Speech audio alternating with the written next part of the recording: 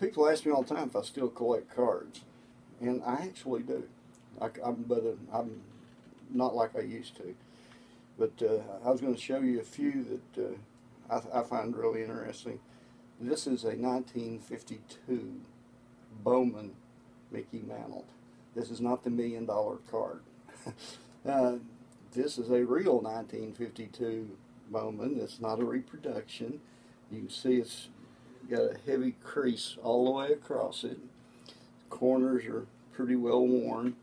But the interesting thing about this card was I bought it when I was in high school. And the way I got it was I bid on one of these in an auction. They used to have before online, because we didn't have online, but you could bid through the mail. The guys would put these auctions in a deal called Sports Collector's Digest. And I bid on a 1952 Bowman Mickey Mantle, bid 25 whole hard-earned dollars on it, didn't get it. The guy that had the auction sent this card to me in the mail with a note that said, "You didn't win," but I had won another card of some sort. And he said, "If you want this one, it's creased and not in very good shape. If you want it, keep it and send me $10. I sent him $10. Best move I possibly ever made. I don't know how many thousand that's up to now, but it's a very expensive card, even in that condition. This one, 1954 Red Heart dog food. They put these cards in bags of dog food. And I got that in Tulsa in the 70s, and I think I gave like $15 for it. Getting over 1,000 now in this condition. This is a really nice one. There's 33 cards in the Red Heart dog food series. If you want to hunt them down, they cost a lot.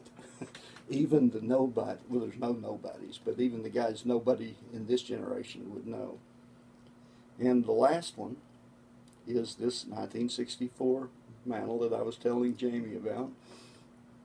First Mickey Mantle card I ever bought in an actual package, unwrapped it during recess at George Washington School. Got it, bell rang for end of recess. I've got him on the top of the pack in my hand, running full blast to show the two buddies who just have abandoned me because they didn't get Mickey Mantle in their pack. And I tripped over a crack in the sidewalk, slid right down the sidewalk.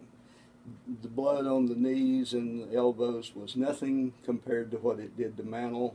It absolutely destroyed my whole psyche for about a year. I finally managed to trade one of the other guys out of some though. And baseball cards are iffy, especially now. You have to be very careful. You have to be very careful. This Red Heart dog food, I've even got some reproductions, and it is almost impossible. You have to actually be pretty close to an expert to be able to identify the real ones from the reproductions. Since Red Heart dog food is no longer in business anymore, apparently people feel free to forge these and not get sued. So, but for baseball cards, the only thing I collect now are the Allen and Ginter Topps old cigarette cards.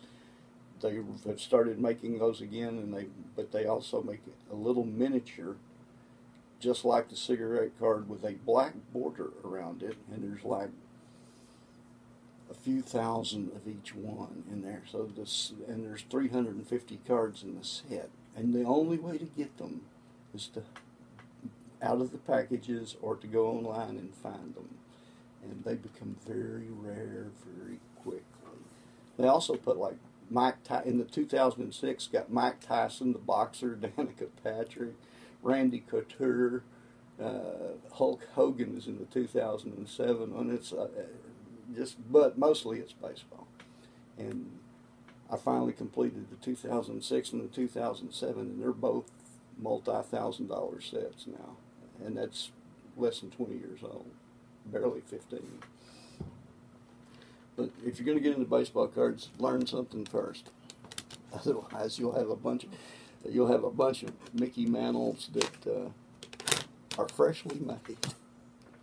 They're usually pretty easy to spot.